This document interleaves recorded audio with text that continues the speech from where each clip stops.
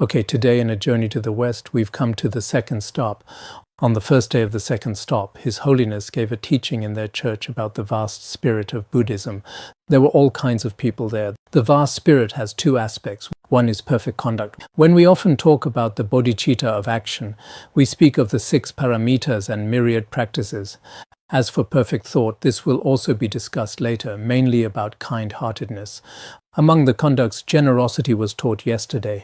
Generosity among the 6 paramitas has already been covered. Second, discipline. In Buddhism, there are 3 types of discipline: the vows of pratimoksha, the bodhisattva vows, and the samayas of secret mantrayana. The vow of pratimoksha requires you to abstain from harming others, such as killing. In addition, the bodhisattva vow requires you to benefit others directly or indirectly, and to save others from suffering with your best efforts. This is the bodhisattva vow. What about the samayas? Being trained in this way, once the practitioner achieves unobstructed meditative absorption and miraculous power, he or she can spontaneously benefit billions of sentient beings every day. It is certain that every one of you can reach this stage. This is the samaya of secret mantrayana, which involves swiftly accomplishing vast activities for the welfare of all sentient beings. This is how the samayas are explained. In other words, right, this doesn't need explanation, does it? Everyone should understand. Third, what is patience? Following the Buddha's teaching on purifying your own mind, you should never disturb others' minds, but focus only on taming your own mind. This is the root practice in Buddhism. As we say, do not abandon your own path, do not disturb others' minds. Actually, this is explained quite clearly here. Certainly, you should not speak unkind words or do unkind things that would be harmful to others. Not disturbing others' minds means not doing things that harm them. Actually, some of us may have karma manifesting where you didn't intentionally speak ill of others, yet it has already caused others to feel hurt. You didn't do anything to hurt others, yet it has already become like this. This may be karma from past lives. Generally speaking, those who have received the bodhisattva vows should try their best not to disturb others' minds. Just observe your own mind, and on this basis rid yourself of any negative or malicious mental state, such as anger directed toward others. This is very important. Fourth, diligence. Diligence means to joyfully engage in virtuous activities and practices, and more specifically, to take pleasure in maintaining harmless and peaceful behavior. How do you do that? It is through cultivating loving kindness and compassion toward others. Compassion means, for instance, when you see someone who suffers from a physical illness or undergoes any heartbreaking misfortune, you think, may they be free from all kinds of suffering. How wonderful it would be. This kind of kind-heartedness is called compassion. We often see those who are mentally unstable or physically unhealthy, or sentient beings who encounter difficulties or suffering. We should try to comfort them.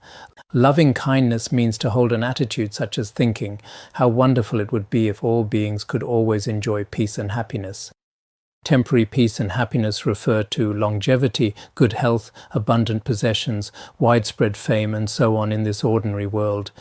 You sincerely wish that sentient beings enjoy all these types of happiness. This wish needs to be further cultivated through gradual practice.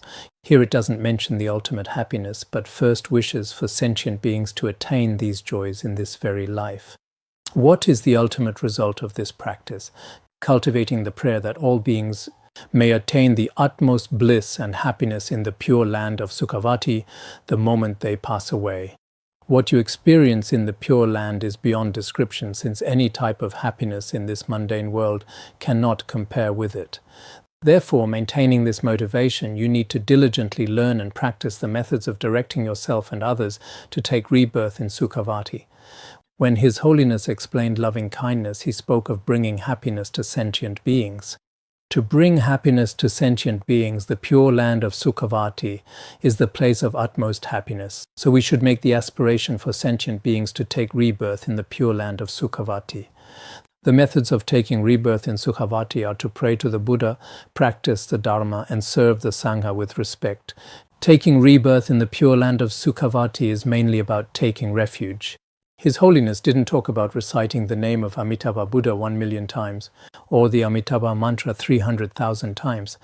He didn't teach it that way because perhaps abroad it may not be suitable. At most, he would just mention the 3 jewels to them.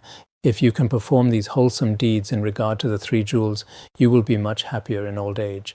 The reason is that through these practices you will soon be reborn in Sukhavati and enjoy happiness hundreds of thousands of times greater than whatever was experienced in this world. Therefore, incomparable joy will be felt. Many people say, you're about to die, about to be reborn in the pure land of Sukhavati, yet you're becoming happier and happier. I wonder if among our elderly people there should be some. Generally speaking, for most people, death is approaching as they age, and as a result, they feel more pain in both the body and the mind. However, for those who engage diligently in the Sukhavati practice, they will not have a fear of death, but rather will be much readier for the transition when the time comes. As the Buddha told us, those practitioners aspiring to take rebirth in Sukhavati will become more joyful when their lives come to an end. Why?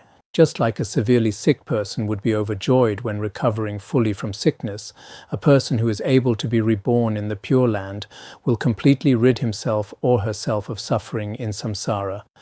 Such is the unique outcome that only the Buddhist tradition can provide.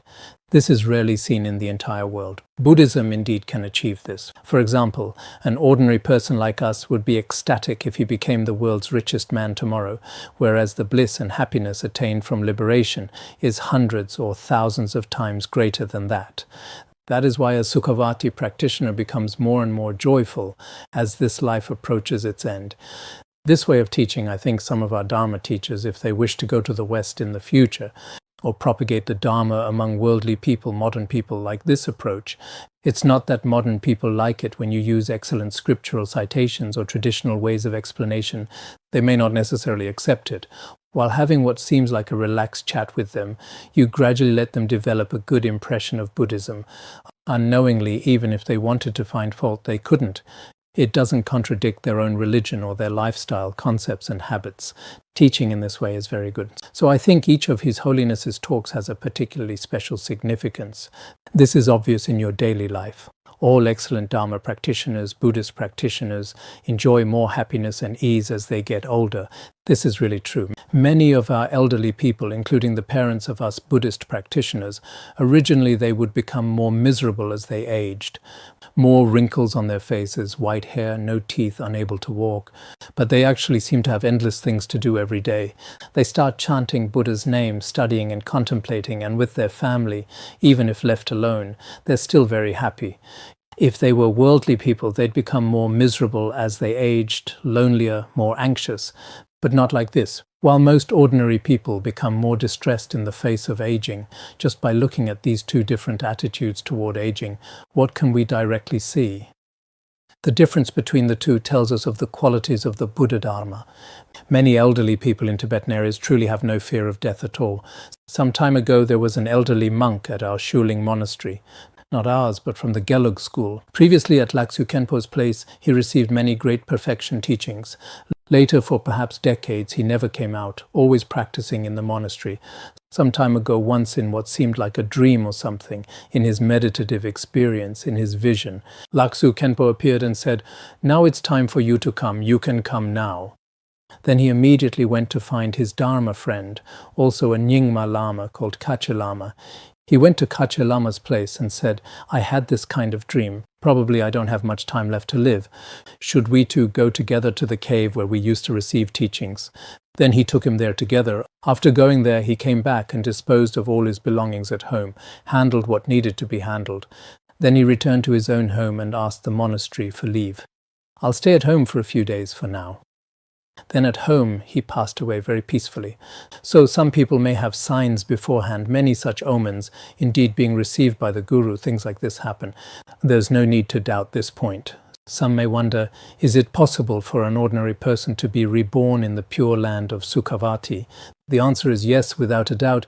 If you can spend half the effort and hard work that you would put into your worldly lives in practicing the Dharma, and in particular, never forget praying to the three jewels, I promise that you will be successfully reborn in Sukhavati.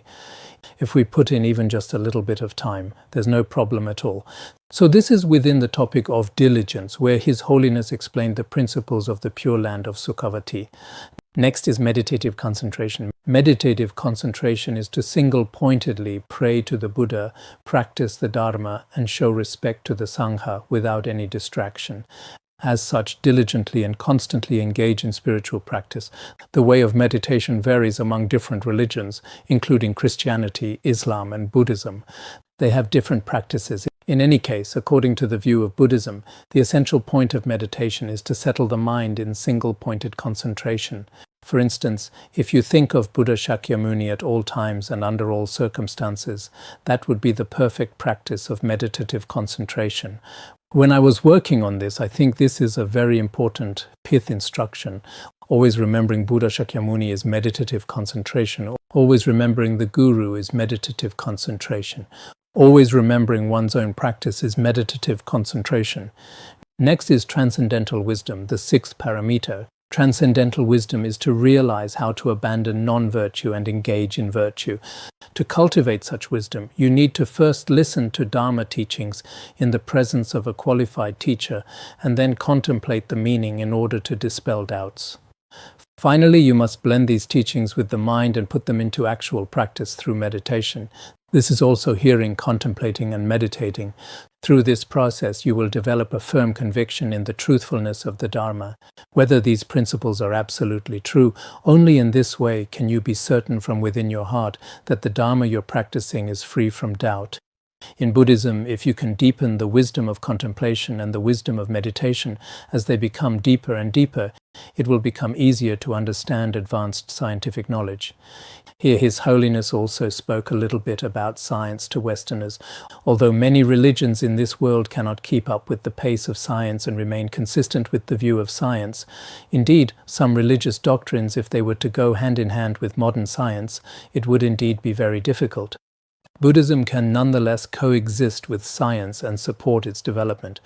Einstein and Russell have both said before that if there is a religion in this world that can coexist with science, remain consistent and proceed side by side, that would be Buddhism.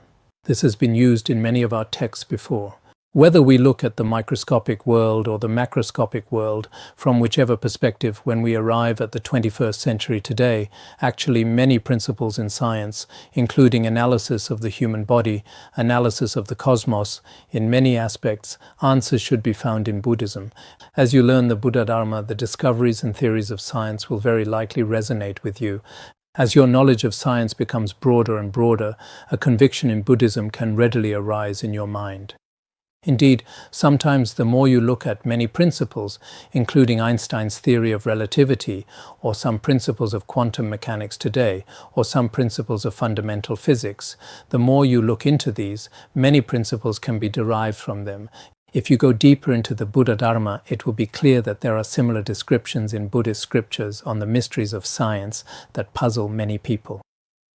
Many laws discovered in the world before, numerous rules the Buddha has already addressed. As we said before, the former president of the University of Science and Technology of China, Zhu Qingxi, he said a phrase, "When scientists climb to the mountaintop with great difficulty, the Buddhist masters have been waiting there for a long time." I think this phrase in that, at the time we were giving The Material World in Buddhism's Eyes at Fudan University, we also cited this and did some analysis. At that time it was in an article titled "Physics Enters the Zen Realm, Dependent Origination and Emptiness."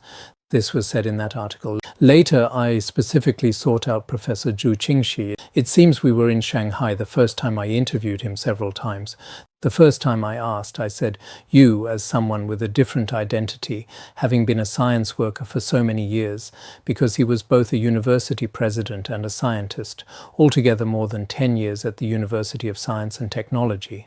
The University of Science and Technology of China. I later also went to that school. His school is a high-level science and technology university. I said, you, as a president of a science and technology university, don't say that science is the most powerful, but instead say that when scientists climb to the mountaintop with great difficulty, Buddhist masters are already waiting there. With what kind of mindset and what kind of ideological background did you say this?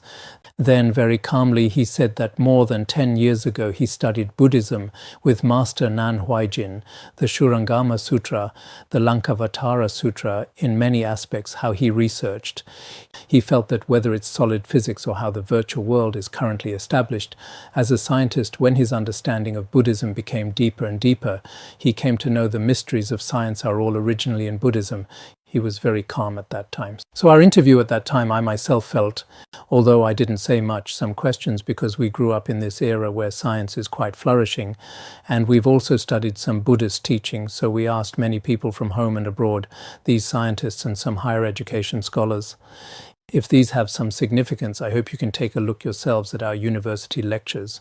In the new collection now, there seem to be more than 20 volumes. Among them, volumes 29 and 30, right? These are interviews with various different professors from home and abroad.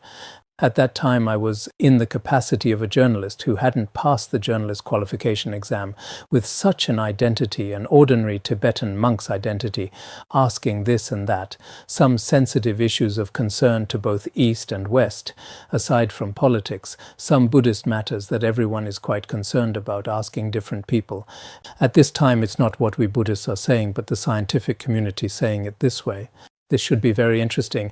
His Holiness said here that the Buddha has already addressed the hidden meaning and rules that have been discovered in the world. If our scientists haven't explored it, they might think, His Holiness probably doesn't understand science. How could this be? Now look at science developing with each passing day, and you Buddhists are still immersed in thoughts from more than 2,500 years ago. Some people might think this way, but if you study and research very seriously, even with these, including Professor Phuntsok at that time, and some professors from Israel, some professors from Europe, some professors from America, actually they have analyzed this themselves for a long time. It's not that someone asks once and they just answer casually. It's not like that. So for these questions, we think they are still in some books. When the time comes, you can look and see if they're useful. If they're not useful, it's nothing. Just a game we played in the past. If they are useful, perhaps in the future, someone might ask like this, who knows? In the same manner that you broaden your knowledge of science from different dimensions, it is worthwhile for any of those who want to better themselves in regard to material possessions or spiritual wealth to study and practice Buddhism, and they will soon find themselves greatly benefited from the Dharma. This point, I'm sure such a benefit can be verified by everyone's personal experience. That being said, I do not have much time to expound on this topic. Now, in the land of Tibet, there exist both the Kangyur and Tengyur, the total of which are more than 300 volumes. One volume generally has about 400 to 500 pages or more. Those with just a few dozen pages we don't count as one volume. The great Tripitaka and treatises, more than 300 volumes, you may refer to them for a more detailed exposition on the perfect conduct in Buddhism. If you look carefully, you will understand. For now, let's move on to the next topic. Okay, let's stop here for today.